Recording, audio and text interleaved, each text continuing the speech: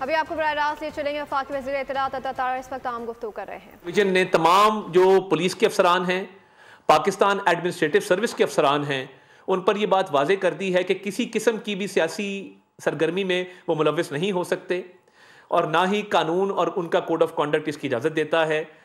और अगर ये इसमें मुलव्वस पाए गए तो फिर कानून हरकत में आएगा और इनके खिलाफ कार्रवाई अमल में लाई जाएगी। इस बात की इजाज़त ही नहीं है। एस्टैब्लिशमेंट डिवीज़न ने बाकायदा कानून के मुताबिक ये लेटर लिखा है।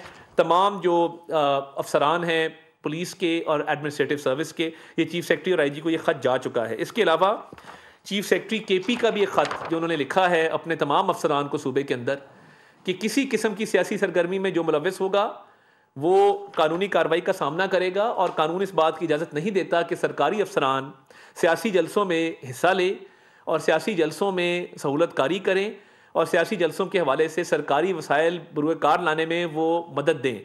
तो इस हवाले से बिल्कुल क्लियर है, इन अफसरान के खिलाफ जो भी मुलव्वस पाए गए वफाक सख्त से सख्त कार्रवाई करेगा, ना प्रमोशंस होंगी और आइंदा जो है वो करियर के अंदर आगे प्रोग्रेशन में भी बड़ी जो है मुश्किलात दरपेश होगी। इस्लामाबाद हाई कोर्ट का एक ऑर्डर आ चुका और उस ऑर्डर के अंदर ये बात दर्ज है कि ना तो किसी किस्म का एहतजाज, ना धरना, ना रैली, इसकी इजाज़त नहीं दी गई और बातचीत से मामले को हल करने की तलकीन की गई है।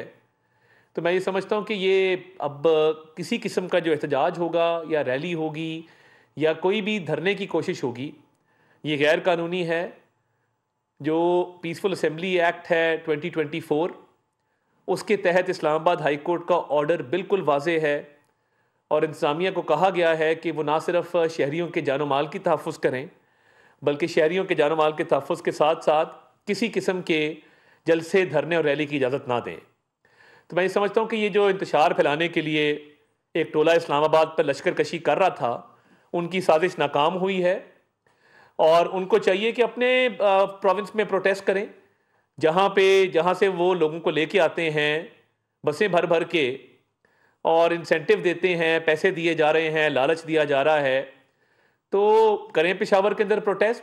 ये एक सूबे का किसी और सूबे के थ्रू हमला या लश्कर कशी करना और वफाक पे हमला करना, ये समझ से बालातर है। हाँ, इस्लामाबाद हाई कोर्ट का ऑर्डर आ चुका जिसमें ममानियत है किसी किस्म के प्रोटेस्ट की, धरने की, एहतजाज की, रैली की। तो मैं बिल्कुल वाज़े कर दूं कि किसी किस्म के एहतजाज की इजाज़त नहीं होगी और जो वायलेट करेगा गिरफ्तारियां अमल में लाई जाएंगी और कानून जो है उस पर मुकम्मल ना सिर्फ उस पर अमल किया जाएगा बल्कि कानून को मुकम्मल तौर पे फॉलो करेंगे भी और करवाएंगे भी। जो कोई कानून की खिलाफ वर्जी करेगा उसको फौरी तौर पे गिरफ्तार करके मुकदमात कायम किए जाएंगे। ये बात मैं बिल्कुल वाज़े कर दूं क्योंकि ये समझ नहीं आ रहा कि ये प्रोटेस्ट है किस लिए और क्या वजह है कि जब चीनी सदर आ रहे थे 2014 में तब धरने दिए गए, उनके दौरे को रोका गया। 27 साल बाद पाकिस्तान में SCO जैसा, शंघाई ताउन तंजीम जैसा इजलास हो रहा था, उसकी समिट हो रही थी हेड्स ऑफ गवर्नमेंट्स की, तब एहतजाज की कॉल दी गई। और जब भी कोई बड़ा फॉरेन विजिट आता है या कोई पाकिस्तान में इन्वेस्टमेंट करने के हवाले से कोई दोस्त मुल्क का डेलीगेशन आता है या पाकिस्तान में दो तरफा ताल्लुकात को बढ़ाने के लिए, पाकिस्तान के इमेज को मज़ीद बेहतर करने के लिए, पाकिस्तान की इकॉनमी को बेहतर करने के लिए कोई भी वफ्द आता है तो तरीके इंतशार उस वक्त सिर्फ क्यों कॉल देती है एहतजाज की, आगे पीछे इनको कॉल याद नहीं आती। और बेलारूस के सदर आ रहे हैं 25 तारीख को, उससे पहले 24 तारीख को बेलारूस का एक वफ्द आ रहा है और बेलारूस का जो वफ्द आ रहा है उसमें ना सिर्फ उनके वजीर मौजूद हैं बल्कि बिजनेस मैन का एक डेलीगेशन आ रहा है जो यहाँ के बिजनेसमैन से मुलाकात करेगा। बेलारूस से दोस्त मुल्क है, मोहतरम मुल्क है और बेलारूस से पाकिस्तान के बड़े दरीना ताल्लुकात हैं। तो क्या वजह है कि जब हमारी मईशत की बेहतरी के लिए कोई ना कोई बाहर के मुल्क से कोई डेलीगेशन आता है तभी ये एहतजाज करते हैं? क्या ये मुल्क दुश्मन एजेंडा नहीं है?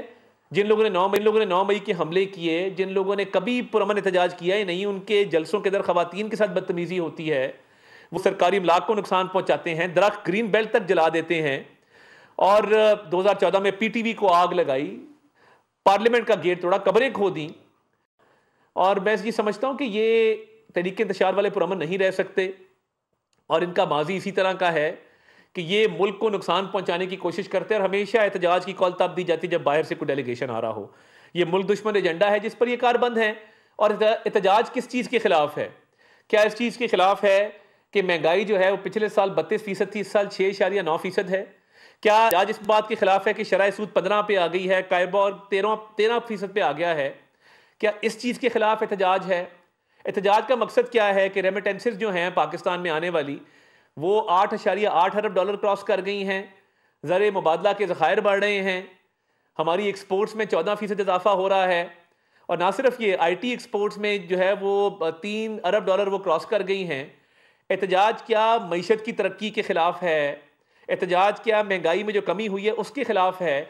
और एक दिन का एहतजाज जब ये करते हैं और ये सड़कों पे तोड़ फोड़ करते हैं, रास्ते ब्लॉक होते हैं और ये इनके काफ़िले जो हैं वो सड़कों पे इंतशार फैलाते हैं, एक दिन का जो लॉस होता है बिजनेसमैन को, पूरी इकॉनमी को, वो लगभग 350 अरब रुपए का नुकसान है जो मईशत बर्दाश्त करती है। तो किसी किस्म के एहतजाज की इजाज़त नहीं होगी। अभी से जो लोग भी कानून को हाथ में लेने की कोशिश करेंगे उनको गिरफ्तार किया जाएगा, उनके खिलाफ मुकदमात कायम किए जाएंगे और कानून नाफिज करने वाले इदारे जो हैं वो हरकत में आएंगे और कानून के मुताबिक सख्त से सख्त कार्रवाई की जाएगी। और इनका सिर्फ एक मकसद है कि हमारे लीडर को NRO दे दो, उस पर केसेस हैं, कोर्ट से रुजू करें। और इसके अलावा क्या एजेंडा है? क्या इन्होंने बात की कि पेट्रोल भी सस्ता है पिछले साल के मुकाबले में, आटा भी सस्ता है, अशिया खुर्दोनोश भी सस्ती हैं, बिजली भी सस्ती है, बिजली पे भी सब्सिडी दी गई है, विंटर पैकेज का ऐलान किया कि उसकी बात नहीं करेंगे। जब भी बाहर से कोई डेलीगेशन आएगा पाकिस्तान की बेहतरी के लिए, पाकिस्तान की तरक्की को रोकना चाहते हैं, पाकिस्तान की मईशत जो टेक ऑफ कर रही है उसको रोकना चाहते हैं, पाकिस्तान को नुकसान पहुंचाना चाहते हैं, इसकी हरगिज़ इजाज़त नहीं है। कोर्ट का ऑर्डर आ चुका है और कानून जो है वो सख्ती से इनके साथ निपटेगा।